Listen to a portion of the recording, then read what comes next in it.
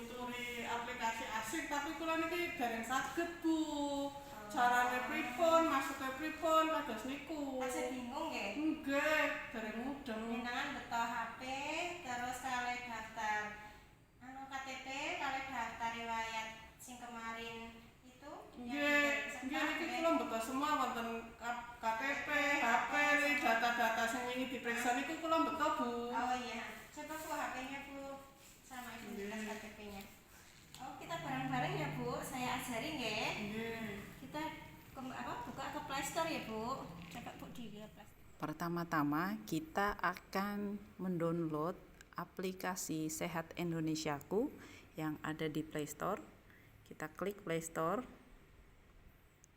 Kemudian ketikkan Sehat Indonesiaku. Setelah itu kita install. Setelah kita selesai menginstal aplikasi Sehat Indonesiaku, kemudian kita klik buka. Ini adalah tampilan awal ketika kita pertama kali masuk ke aplikasi Sehat Indonesiaku. Karena kita belum punya akun, kita akan daftar terlebih dahulu, kemudian klik daftar. Nah, di sini nanti akan ada pilihan berbagai jenis pelayanan kesehatan. Nah, kita masuk sebagai kader. Kemudian kita klik berikutnya. Ya, kita coba mengisi data diri. Yang pertama adalah yang diminta adalah NIK. Silakan Anda isikan NIK Anda. Kemudian nama lengkap. Kemudian nomor WhatsApp. Kemudian provinsi.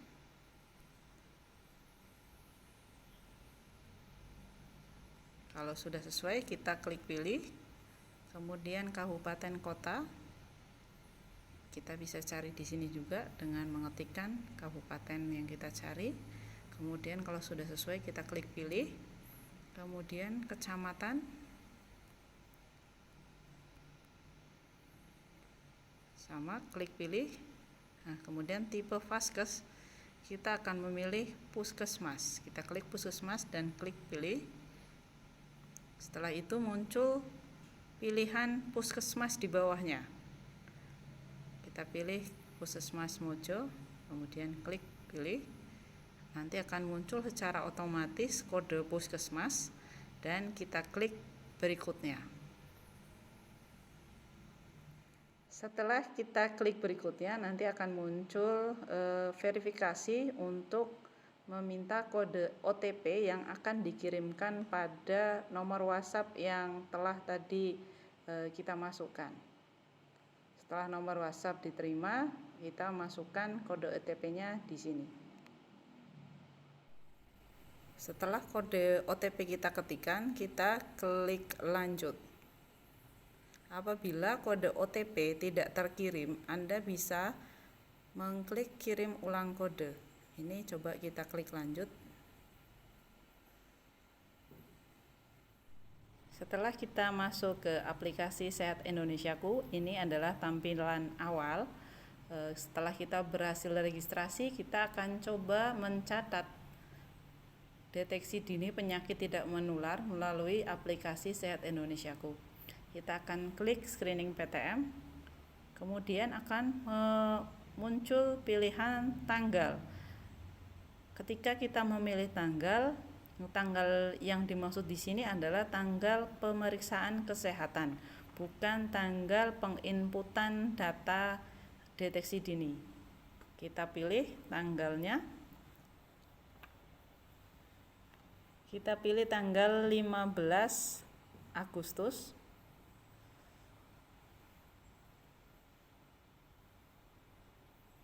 Oke, setelah itu kita klik OK. Kemudian kita klik mulai aktivitas.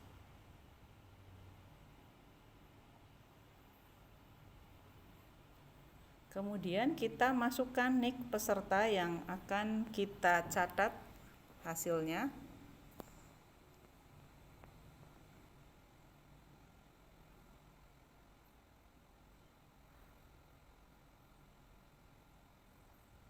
Ya, setelah selesai kita masukkan search nick. Ini adalah tampilan ketika kita berhasil search nick tadi. Kemudian akan muncul data-data dari pasien yang akan kita masukkan. Ketika ada data-data yang tidak sesuai, kita bisa mengganti data-data tadi sesuai dengan keadaan yang sekarang. Misal yang keadaannya misalnya dia sudah menikah atau belum menikah, kemudian nomor telepon misalnya sudah berganti, bisa kita sesuaikan dengan keadaan sekarang. Kemudian kita bisa klik simpan. Setelah data pribadi kita simpan, kemudian akan muncul layar berikutnya adalah ditanyakan mengenai riwayat penyakit keluarga. Kita akan mencatat dengan mengisi informasi terkait riwayat penyakit keluarga, kemudian isi sesuai dengan riwayat pada keluarga peserta. Pilih tidak tahu jika keluarga peserta belum pernah memeriksakan penyakit terkait. Nah, kita akan sesuaikan dengan data yang kita wawancara sebelumnya. Untuk DM tidak, kemudian hipertensi iya, penyakit jantung tidak, penyakit stroke tidak, kemudian kanker tidak, thalassemia tidak tahu karena belum pernah diperiksakan. Kemudian selanjutnya adalah mengisi riwayat penyakit pribadi. Kita akan isikan juga sesuai dengan data yang kita peroleh dari wawancara sebelumnya.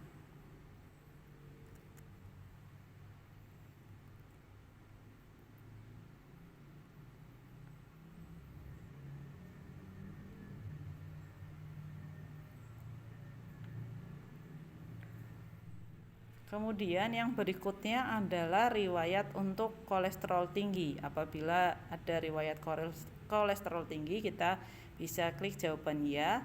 Kemudian untuk pemeriksaan PPOK, thalassemia dan lupus sebelumnya belum pernah dilakukan, jadi kita klik tidak tahu. Kemudian untuk gangguan penglihatan sudah pernah dicek. Kalau sudah pernah dicek kita jawab iya atau tidak. Kalau belum pernah kita jawab tidak tahu. Ya, kita klik di tidak tahu karena sebelumnya tidak periksa. Begitu juga dengan gangguan mental dan gangguan emosional.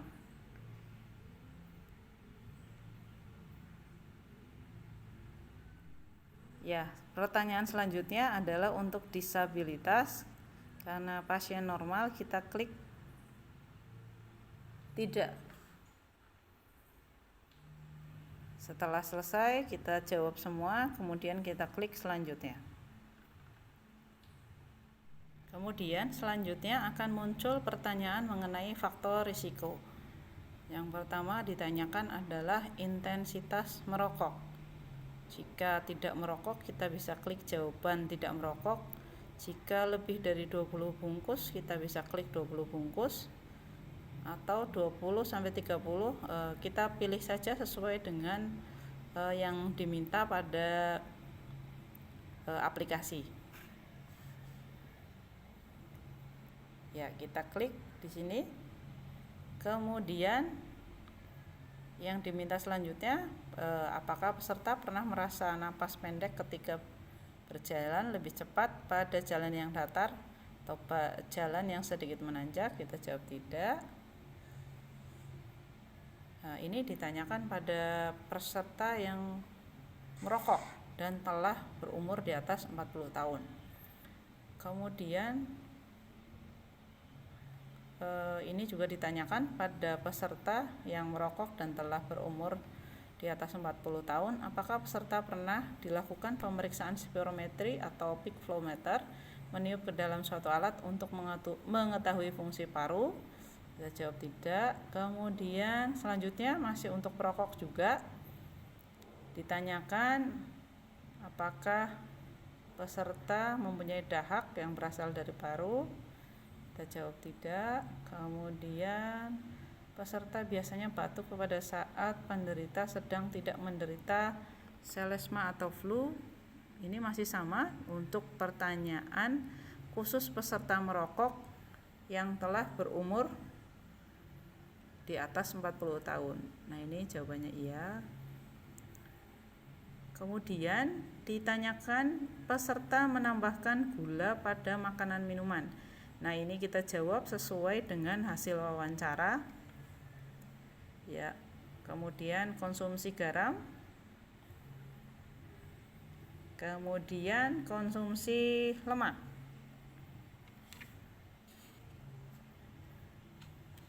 Ya, setelah itu konsumsi peserta makan sayur dan buah. Kita jawab sesuai dengan hasil wawancara. Ya. Kemudian untuk aktivitas fisik bisa kita tanyakan kalau kurang dari 30 menit dalam satu hari. Nah, kita jawab ya. Ada 3 pilihan ya, tidak, iya, kurang dari 30 menit per hari, atau kurang dari 150 menit per minggu, atau ya lebih dari 30 menit per hari atau lebih dari 150 menit per minggu. Kemudian kita tanyakan selanjutnya peserta konsumsi alkohol atau tidak dalam 1 bulan terakhir. Kita jawab tidak. Kemudian kita klik selanjutnya. Ya. Setelah itu akan ditanyakan mengenai antropometri. Kita akan memasukkan hasil yang telah kita lakukan sebelumnya.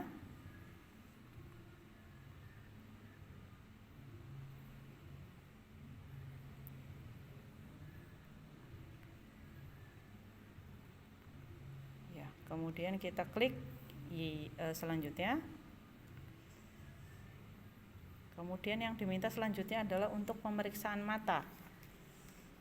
Ya, karena sudah dilakukan pemeriksaan mata, berarti kita klik kurang dari 6 atau 6, atau tidak diperiksa. Karena ini sudah dilakukan, kita klik sesuai dengan hasil pemeriksaan untuk mata kanan dan kiri. Kemudian untuk pemeriksaan telinga, kalau tidak dilakukan, kita klik tidak diperiksa. Nah, ini sudah dilakukan dan tidak ada gangguan pendengaran, jadi kita klik normal kanan dan kiri. Kemudian kita klik selanjutnya. Kemudian yang diminta selanjutnya adalah pemeriksaan gula darah. Nah, ini dilakukan pemeriksaan gula darah sewaktu. Kalau tidak ada, bisa kita kosongi. Untuk gula darah puasa, kita beri angka 0 kalau tidak dilakukan. Kemudian untuk kolesterol dan asam urat, karena dilakukan, kita klik sesuai.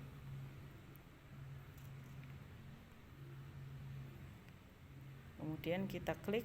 Sebelum diklik kirim, pastikan data yang Anda masukkan sudah betul, karena kita tidak bisa mengedit kembali data yang telah kita masukkan. Ya, setelah itu kita klik kirim kalau kita sudah memastikan datanya betul. Ya, setelah selesai kita memasukkan semua data, akan muncul halaman berikutnya adalah result hasil pemeriksaan. Berdasarkan hasil yang tadi kita input, akan muncul faktor risiko yang sesuai dengan data tadi. Kemudian kita sampaikan hasil ini kepada yang bersangkutan.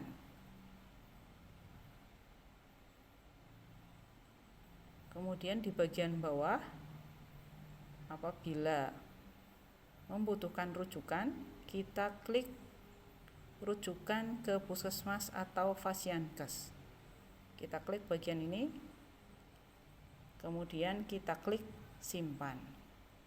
Jangan lupa pastikan semua data yang Anda masukkan sudah betul, karena sekali lagi tidak bisa mengedit ulang untuk data yang telah Anda masukkan. Setelah yakin data yang semua yang Anda masukkan benar, kita klik simpan.